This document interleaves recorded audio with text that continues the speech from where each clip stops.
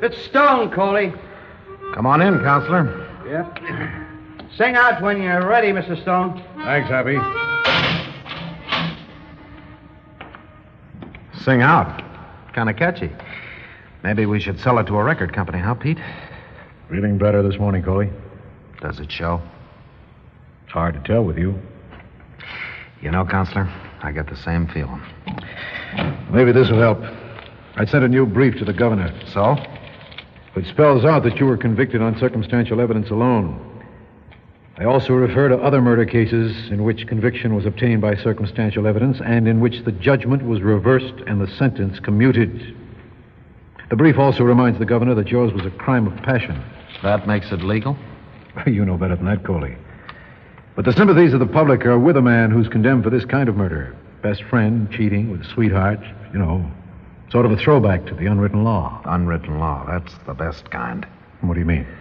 Marge and Al are dead. Seems everybody but me knew they had a thing for each other. But no matter what kind of law, I'm sitting here in death row waiting to go through that last door tomorrow morning. Coley, that's what I'm trying to tell you. The jury convicted you on circumstantial evidence. No one saw you at the scene of the crime, and they never produced the murder weapon. They said I had a motive. What motive? You said yourself you didn't know what was going on. You were in an emotional blackout. Yeah. But everybody else knew what was going on. Or maybe somebody else was jealous. Maybe she had other lovers. No, not Marge. Or maybe it was a suicide pact between Marge and Al. Yeah, they shot each other and then threw the gun away. It may not have been a crime of passion at all. It may have been a simple robbery, and whoever did it panicked and killed them. But the tabloids wanted a sensation, so they cooked up the case against you. Too bad the judge and jury didn't see it that way. Nobody saw you go into Marge's apartment. Nobody saw you come out because you were never there. Never quit trying, do you, Pete? No, but we haven't got much time. Yeah, that's for sure. Coley, I don't know how I feel about the rules and evidence right now, but I know how I feel about human life. I'm going back to my office and call the governor and keep calling until he feels the same way, too. You think you'll listen? There's a chance. I want to believe it, Pete. More than anything else, I want to believe. Nobody knows how much a man wants to live. You will live, Coley. You will. You know what a death sentence does to a guy? It grinds you down every minute of every day of every night, no matter what else you try to think of or do. Wherever you look, there it is, the chair. Yeah, the chair. Coley. Look, it's like something alive, Pete.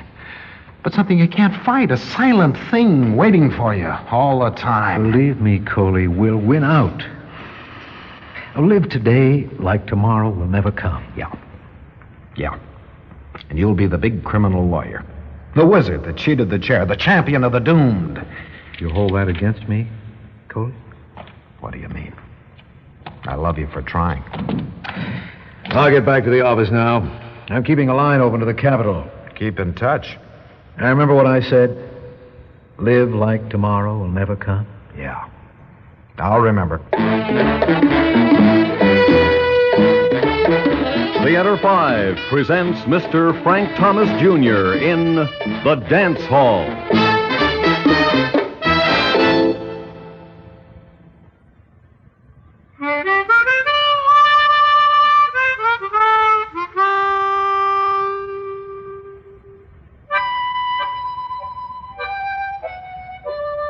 Willie? Willie? Yeah, Coley? Feel like talking? My music that bad? No. It's just that... Dance hall blues. Dance hall? Well, that's where you're going first thing in the morning. They call it pre-execution chamber. Stone said I had nothing to worry about. Well, I hope he's right. Hate to lose the best neighbor I ever had. He's got to be right. Sure. Willie, you saw it once, didn't you? Yeah. Right in this old house, too. Never thought I'd be facing that same chair come next Thursday morning. What was it like? Huh? Tell me. No, kid, you don't want to hear about that. I do. It'll help. Help? Some help. Telling a man how he's going to burn. You got to, Willie. If I know what it's like, maybe it won't be too bad the second time around. Oh, that's one for the book. Tell me. But Stone said... Never mind what he said. It's most always on a Thursday, like tomorrow. Don't ask me why. Maybe they just like Thursday. Thursdays. That was always date night for Marge and me. Made plans for the weekend. You get up with the birds, and the guards move you into the dance hall. Oh, how she could dance, wild, laughing. She laughed a lot. They give you a haircut, kind of close and neat, a new suit of clothes, and who needs them? And then you order your last meal. Anything you want. Sing, room service. I'm not hungry. Haven't been since You think that matters? They want to treat you good, pal. You're their star performer. What next? Oh, let's see. Oh, yeah. They send in the chaplain. Do I have to see him? You got a choice. Go on. The doc gives you a last check, like you was going to live forever. Yeah. And the chaplain stays with you all the time, right up to when the guards come for you. If your mouthpiece hasn't heard from the governor by then, it's curtains. Governor. I wonder if Pete's talked to him yet. One guard slits your right trouser leg, another one says, come on. And you start the last mile, with the chaplain leading the way. To the door? Yeah, to the door. They say last mile. It's only about 6 steps. And funny thing about the door, they got a sign over it, silence. As if anybody'd be gabby at a time like that. What does the chair look like? Like no chair you ever saw before. Blocky, made of wood with wide arms and a high back. You look around before you sit down and you see the witnesses. Witnesses? Sure, right in the same room. The guards sit you down, strap you in good and tight. Then they put a leather skull cap on your head. It's got a electrode in it. Strap another electrode on your right leg and put a leather mask over your face, and there you are, all wired up like a pinball machine. I didn't know it'd be like that. Well, how else could they give you the juice? Go on. I ain't never forget. The guard stepped back. Executioner watched from his hideaway. The doc stood beside the warden watching the guys breathing, and when he exhaled, boom! There was a buzzing sound. I don't want to hear any more. Well, that's all there is, boy. But Pete'll get me off. He said he would. He believes I'm innocent. Sure he does. He doesn't care whether or not I'm innocent, but he'll get me off. Coley? What? Just in case you ain't hungry when they bring in your meal tomorrow, Yeah? I'll be glad to take it off your hands.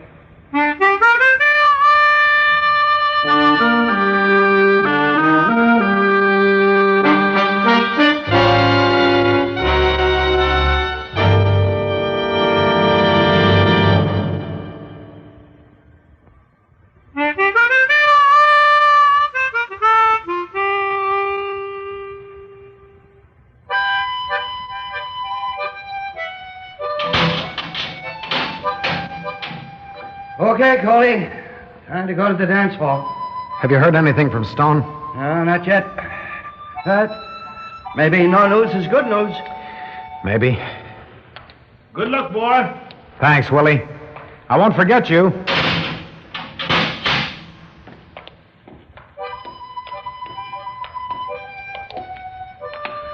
I'm sure sorry, Coley. Like you said, maybe there's still hope. Yeah.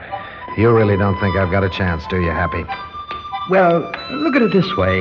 If Mr. Stone had dug up any new evidence, he'd have shot it to the governor long before this. But it is new.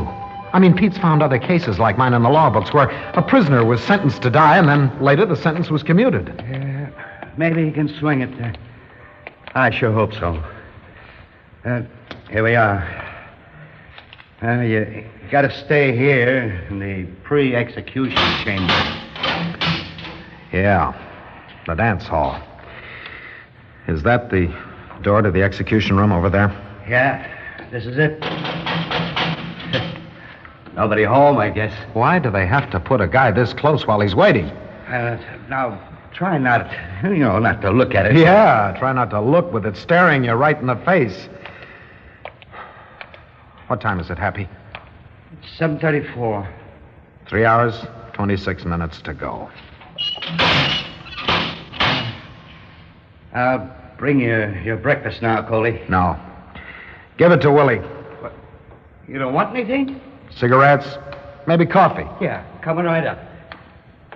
Oh, morning, Reverend Fuller. And I don't need any Sunday school lessons. Morning, Happy. Yeah, I'll open up for you.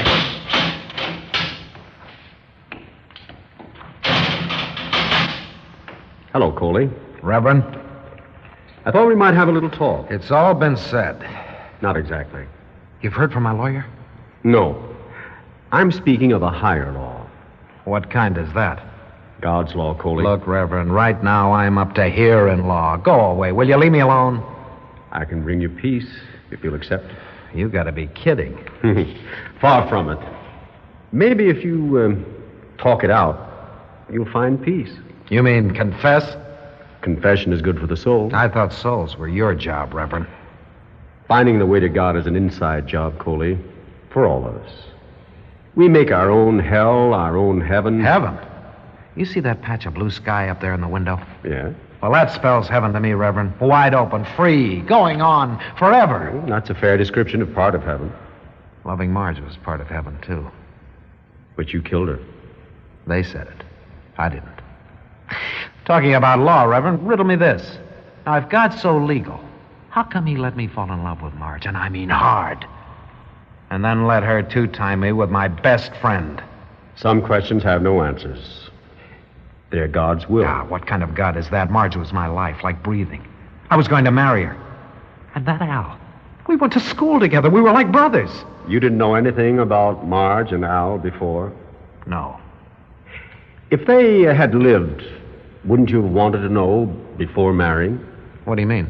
No, you loved your girl, but you didn't know her. Didn't I? Oh, I knew her. The way she walked, the way she tossed her head, hair flying, the way she laughed, her blue eyes. Flying blue eyes. Well, wouldn't it have been worse if you'd learned about Marge after you married her? Worse? I'm going to burn at 11 o'clock, Reverend. What's worse than that? Try to forget that, Coley. Forget the past, too. Think of yourself as you are now. A son of God who has sinned and yet has time to repent. Now, look, Reverend, I know you mean well, but you just don't get through to me. Now, like I said, heaven is that patch of blue sky. Loving Marge, even watching a good ball game. Even if I repent, can you give that all back to me again? I can give you much more, Coley. Forget it. What time is it? A little after 8. Oh, why isn't Pete here? Why hasn't he phoned? Hey, Barbara's here, Coley. And got your new clothes, too. I'll come back later, Coley. Oh, Reverend, you can do something for me. Yes? Look, see if my lawyer's with the warden, or if he's called in. Of course. Sit right here, Coley. Free haircut, huh? You gonna shave my head? No, just give you a close trim. Neat. Well, maybe a flat top. I'll put your clothes here. Thanks for nothing. And I'll get your coffee and cigarettes.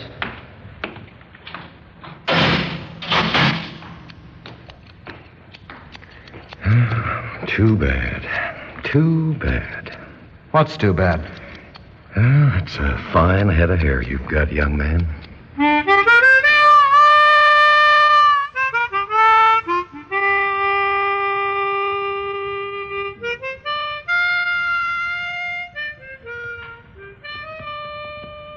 Now, inhale, Coley. Exhale. All right, you can put on your shirt again. Well, what's the score, Doc? You're in perfect health, Coley. Blood pressure's a little high, but that's to be expected. Oh, no, Doc, get it down. Can't send anything second class to the chair. Try to take it easy, Coley. Doctor's orders? My last, I'm afraid. You won't be seeing me again. I get it. Next checkup, you'll be pronouncing me dead. Bye, Coley.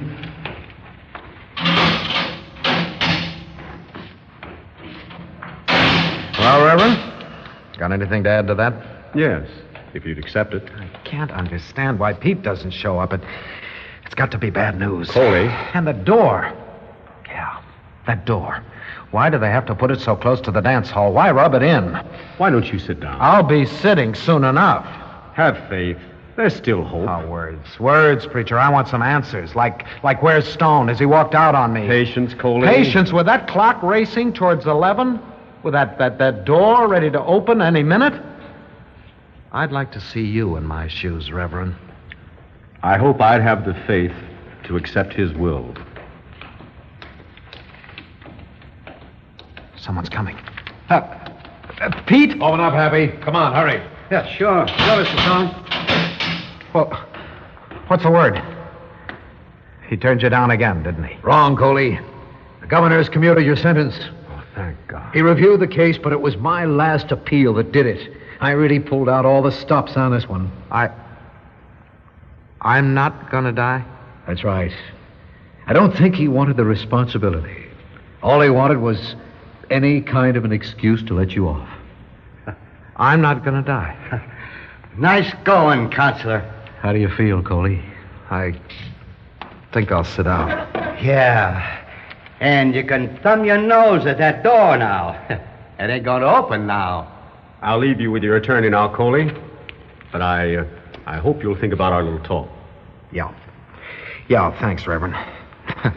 Now I'll have time to think. Well, I'll move you to a cell as soon as I get the orders, Coley. Good. I want to get away from that door. As far away as I can. Yeah. You coming, Reverend? Right away. Congratulations, Mr. Stone. Thank you. Makes you feel good when something like that happens, Reverend, you know. It's like getting a new lease on life yourself. Well, Coley, it's all over. Yeah. Thanks, Pete. To tell you the truth, I didn't think I'd get you off. You read about lawyers getting a man a reprieve at the last minute, but I actually did it. I did it. You know what, Counselor? Yes, Coley? It's no good. What? I thought I wanted to keep breathing more than anything else, but it's no good. What are you But you're alive. You're gonna live. I died the day I found Marge with Al. I died when I killed him. Oh, Coley, Quit what are kidding, Counselor. You know I killed him. Coley, it doesn't make any difference.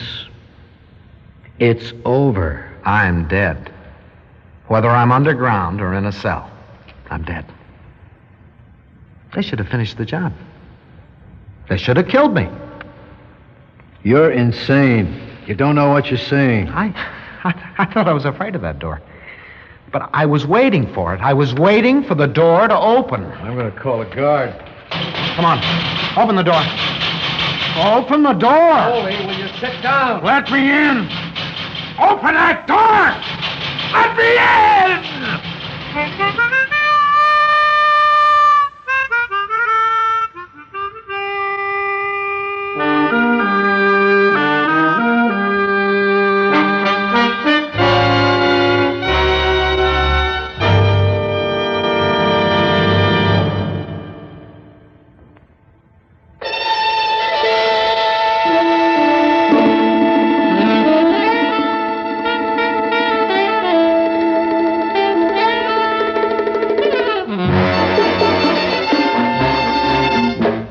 Theater 5 has presented The Dance Hall, written by Virginia Marie Cook, directed by Ted Bell. In the cast, Frank Thomas Jr., Hugh Hurd, George Petrie, Eric Rhodes, and Arthur Cole. Harmonica soloist, Toots Thielman. Script editor, Jack C. Wilson. Original music by Ralph Herman. Orchestra under the direction of Glenn Osser. Executive producer for Theater 5, Mr. Lee Bowman.